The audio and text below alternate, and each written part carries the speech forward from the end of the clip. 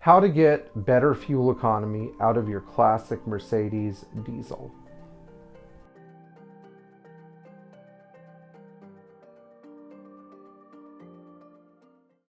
Hey guys, before you watch this generic video about me giving you advice that you can find at any Mercedes forum, please like, share, and subscribe.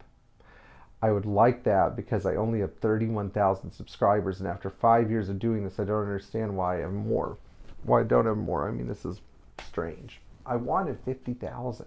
I know some of you are just watching, all these watchers. Well, do something about that, please, so people start taking us seriously. I don't know. Maybe just a little more.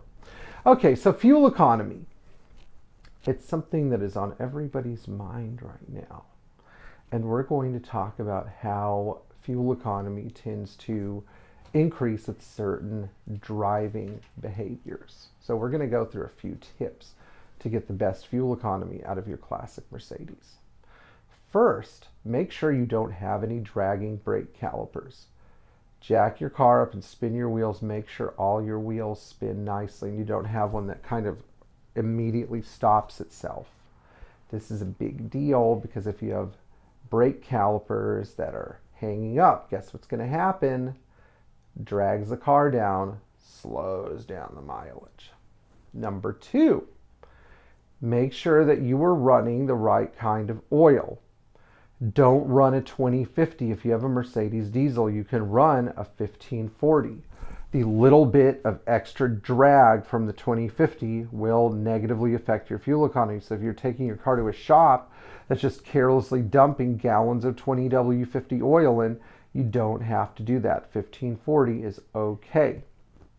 Number three, run an anti-friction nano additive like Ceratec by Liquimoly or Motor Coat, K-O-T-E. These additives will help reduce friction in your engine and will help build up the molecular surfaces with anti-friction additives that will help your engine to run more freely at certain speeds. Number three, figure out your optimal RPM. Most Mercedes diesels get their best fuel economy at around 3,000 RPM. I don't know why, but it seems like the engines are happiest there. This is true for the 220D, 240D, 300D turbo, OM603 turbo diesel, and the 300 SDL. It seems like these engine speeds tend to yield the highest possible fuel economy. So here's an example. My 300D at around 3,400 RPM, which is around 83, 84 miles an hour with the 2.88 differential, would get about 21.2 miles per gallon. But if I reduced it to exactly 70 miles an hour and 3,000 RPM, or 3,050 RPM actually, I would get about 23.5 miles per gallon with my 400,000 mile non-rebuilt injection pump. Next, make sure that your EGR is not stuck open and your EGR tube is clean. Your engine relies on air, especially the turbo diesel engine, to breathe right. If you have too much carbon in your intake, it'll reduce the volume of air, causing you to put your foot in the floor to try to get more fuel into the engine and make it faster.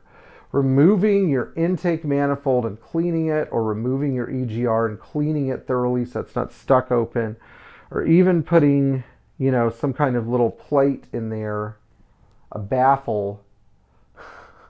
Not allowed to tell you the whole thing, but may help you, But anyway, that can improve airflow and air density and make you use less fuel. In fact, we saw an improvement one time in a 300 TD that lived in Colorado from 23 to 25 miles per gallon because we cleaned out the intake because of a stuck EGR.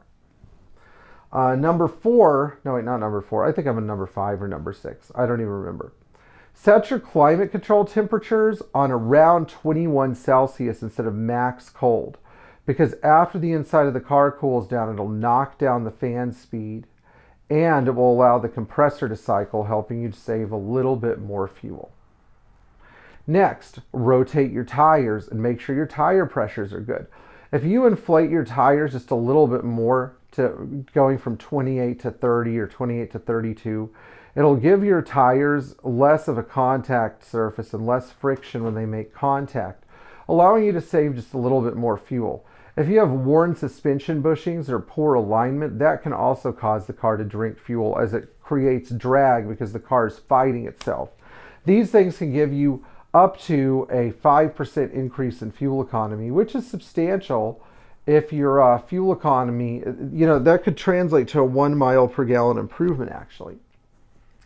Last but not least, one of the most important things that you can do to make sure that you are getting optimal fuel economy out of your turbo diesel is to make sure that when you're driving the car, you don't push it unnecessarily when it's cold, or push it to make turbo boost when you can actually get through a speed hazard or something like that without pushing it too hard. So I see a lot of Mercedes diesel owners that, especially when they get these cars now, they push their engines too hard when they're cold.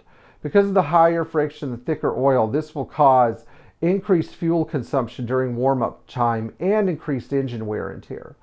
They also push their foot to the absolute floor, which will inject the maximum amount of fuel and cause the engine to spool up and burn more diesel than it will ever need. In this case, I don't recommend doing so unless you're climbing a mountain or you're in real trouble. Try to use 3/4 to half throttle. If you are using 3/4 to half throttle and you're not getting full boost or acceleration, then you might have a dirty fuel tank, dirty fuel filters, a dirty boost compensation bolt if you have an OM617 turbo diesel, or a poorly adjusted accelerator linkage. Items like air filters, oil filters, valve adjustments, and fuel filters are a given, by the way. I want to do another video like this for gasoline V8 Mercedes and actually all gas Mercedes in general, but just for the, just to close things up here a little bit with the OM617 and 616 and 603 and similar Mercedes diesels. If the injectors in these engines are working efficiently and you're not pushing them to the limit and your pump is calibrated well, you should be able to get 28 to 30 miles per gallon if you're cognizant about how you're driving. That makes a huge dent in how things work. I know that in our station wagon, when I went through and I did some basic maintenance on it, my fuel economy went from 23 to 26 miles per gallon, which is great for an 85 300 TD, but the sedans and especially the coupes will do better. A good coupe, 30 miles per gallon easily at 68 to 70 miles an hour, so keep that in mind. Anyway, I hope you enjoyed this video. Please like, share, and subscribe. Tap the bell for notifications, and we'll talk to you in the near future.